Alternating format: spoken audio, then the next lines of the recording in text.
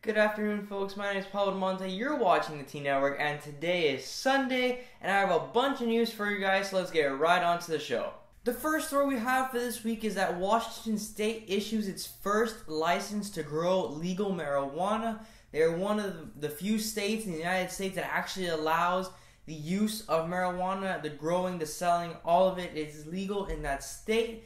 And this week they have approved the first license to grow marijuana. They're doing this in this order because they want to have the supply so those stores can eventually sell it. It's a huge step for the state. It's a huge step for the United States in general because it is becoming a reality that marijuana is legal and can be grown and can be sold and can be used for various purposes. The next story for this week is one that's going to affect a lot of high schoolers in the year 2016 here in the United States. It regards the SAT by College Board. It is a college entrance exam, one of probably the biggest stressors of a high school student during their 4 years. It is a big determinant to what college you guys might go to or university and what you guys might do after high school. The SAT hasn't changed in a while, but now some big changes are coming along for the 2016 kids and on. They're going to be taking the test. Right now, it is scored on a 2,400 point scale.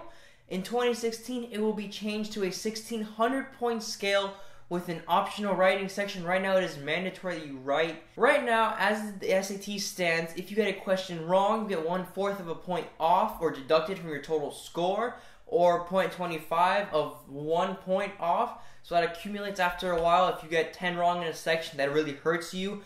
Now, in 2016, they're changing that so you won't get any points deducted for getting anything wrong. Along with the points change, there's going to be a change in the vocabulary section. Currently, there's a section where you have to fill in the blank for a sentence with different vocabulary words. For the most part, it is pretty simple, and there are some easy strategies that you can learn to get all these questions right. But there are always in each section a couple questions that each vocabulary word is one you cannot really eliminate because you do not know the definition to unless you've studied all 500 words that some SAT practice tests and flashcards have. They're going to be changing that. They're going to use words that are more used in a daily language that you see on a daily basis. Right now, the words are extremely out of the ballpark.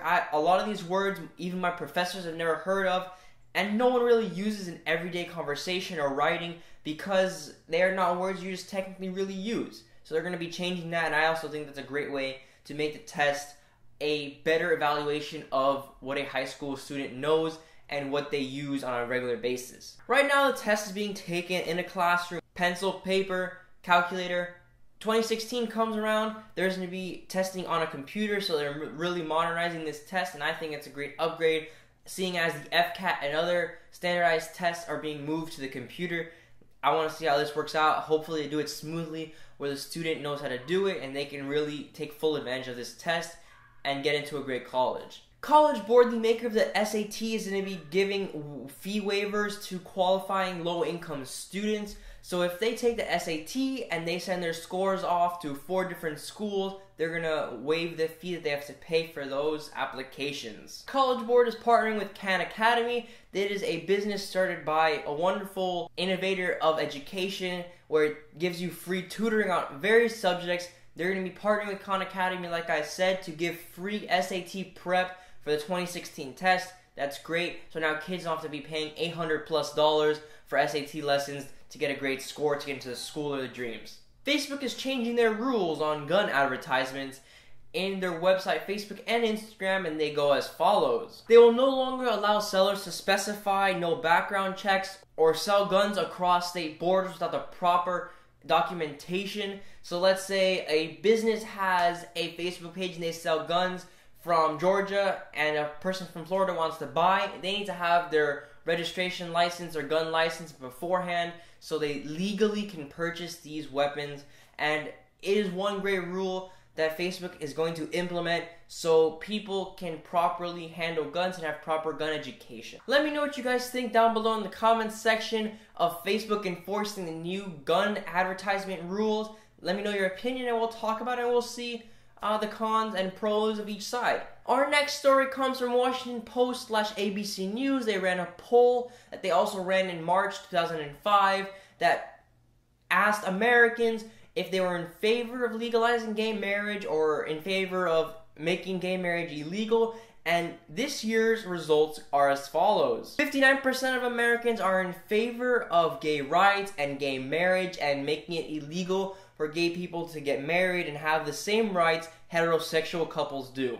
While 34% of Americans are opposed. This is a complete turn of the tables as of 2005, where the numbers were almost exactly flipped. President Obama has released a new $400 million budget to fight different social inequalities and indignities. One issue in the United States he's trying to combat with this budget is abuse of women.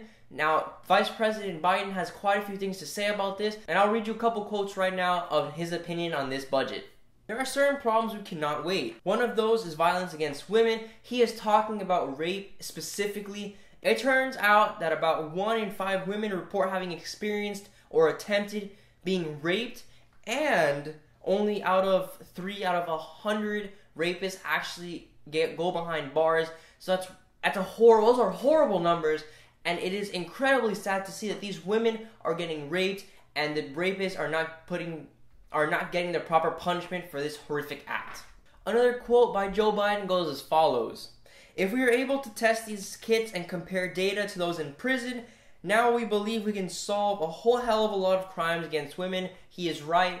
A lot of this budget is going towards new kits and programs that are going to be able to test these kits more often and have all these kits tested when they are sent in. Therefore, these women will have the justice they deserve, and these rapists will not live free another day. Probably the best news story I've heard all week, probably in the last 2 weeks actually. We have heard a second case of a second baby being treated with an antiretroviral drug that has prevented this child from developing HIV.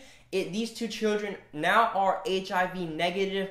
Their mom had HIV and now these kids don't, so it's a preventative drug for the most part, and it is great. We're seeing one method of saving so many people from HIV, from AIDS, from dying with this horrible disease. So I'm going to keep track of the development of this story and let you guys know how it goes, how the government is going to implement it, how hospitals, doctors, and the research goes on with this drug that can basically save most people with HIV as long as it's detected in the parent before the child is born and it's readily available to all people. The final story for this week has to go with the Pope and the Catholic Church. Pope Francis from Argentina has a lot to say, and he opens the door for same-sex unions. He has made pretty astonishing statements during his term, and this one just adds on to the many he has in his repertoire.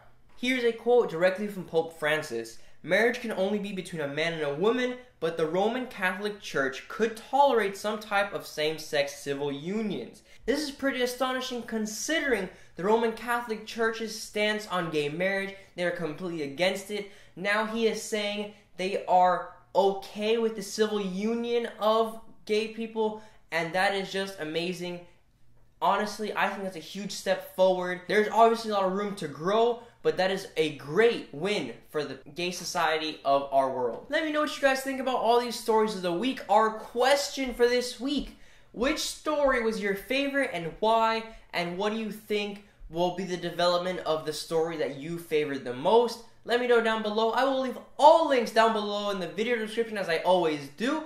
I will leave links to the articles. I will leave links to a post that I made on theteenNetwork.org on all these news articles. So everything you need will be down below in the video description. Like the video if you liked it. It helps the channel out a ton. Go visit the website. We always have new content every single day. Subscribe to the channel if you liked it. Helps us out a ton. Tell your friends. Twitter, Instagram, MySpace, Google+, anything. Share the network. If you guys want to see any specific video, let me know down below in the comments, and I will make sure to reply to you, and I will make sure to do my best efforts to provide you guys with that video. Get ready this week. We have a ton of content for you guys. We have a new video with trainer Danny. He's our health and fitness specialist that we have on the network to help you guys stay fit and healthy in your teenage years and beyond. So thank you guys for watching the Teen Network, and I'll see you guys next Sunday.